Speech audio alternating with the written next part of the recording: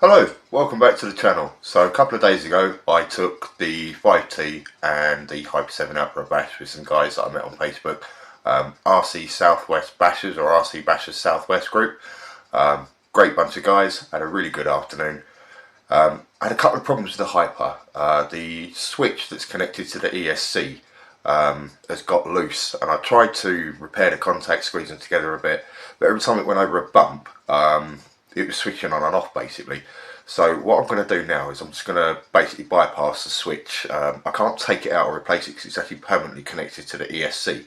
So therefore the best way around this is to just solder it permanently on and then just disconnect it via the battery. That way it's not going to turn on and off, so it's a lot easier to do that way. Also going to play about with the pinion gear. I've got some 17 and 18 and a 19 tooth M1 mesh pinion gears. It's running a 16 at the moment, so I'm thinking I'm going to try 17 and see if it gets a little bit more speed and just see how it runs with that.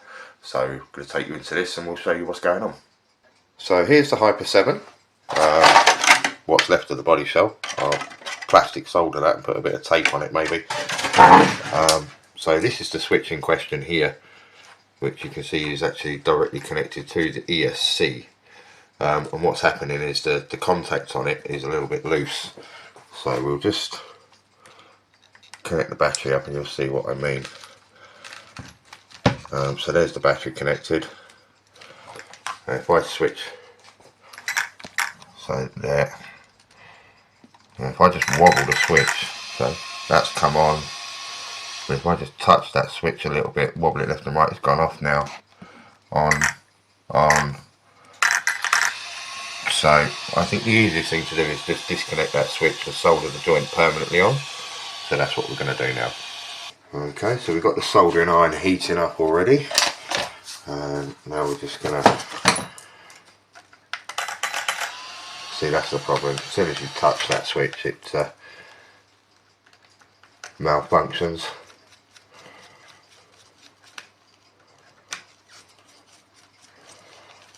So the easiest way to do this is just to join the solder pins together instead of having a rocker switch, or a slide switch in this case. So you can see that's the problem there, is that whole thing has had it pretty much.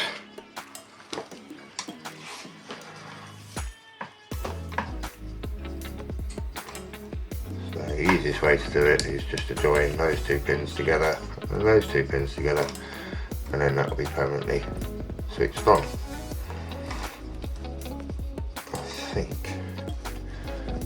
I'm pretty sure that is not going to go back over that circuit board.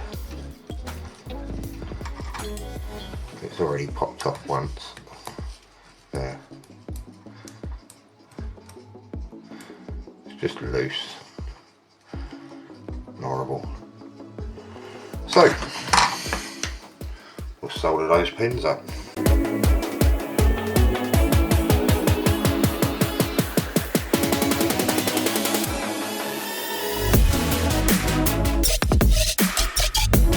So it's a quick simple fix. So now, as you can see, as soon as we connect that and disconnect it, 1, 2, 3, beeping for the thing. Now if we, doesn't matter what we do with that switch, we're powered up,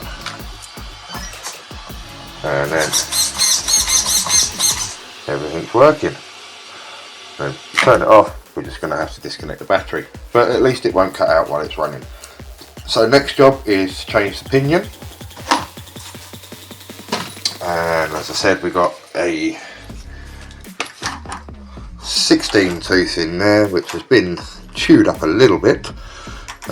So we're going to undo that, take that off if I can get the thread lock off hopefully. So there's 2 bolts on the motor, slide the motor out, take the pinion off, and we're going to try a 17 on there.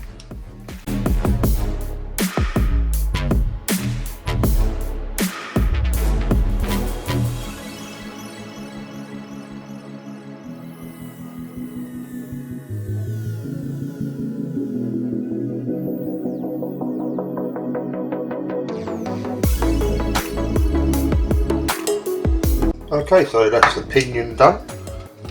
and so that's now 17 tooth as opposed to a 16. You can see the 16 was a little bit rough, so that's why I wanted to change it for a slightly better mesh. Beautiful thing about these M1 gears is a 16 will mesh with an 18, a 16 will mesh with a 19, a 19 will mesh with an 18. They all mesh together no matter what they are. So as long as it's an M1 and then whatever number tooth you want, that's all you need. So fantastic. So let's stick this up on a box and see what it runs like quickly. So controller on, we don't have a switch anymore, so we're just going to connect the battery. 1, 2, 3, fantastic.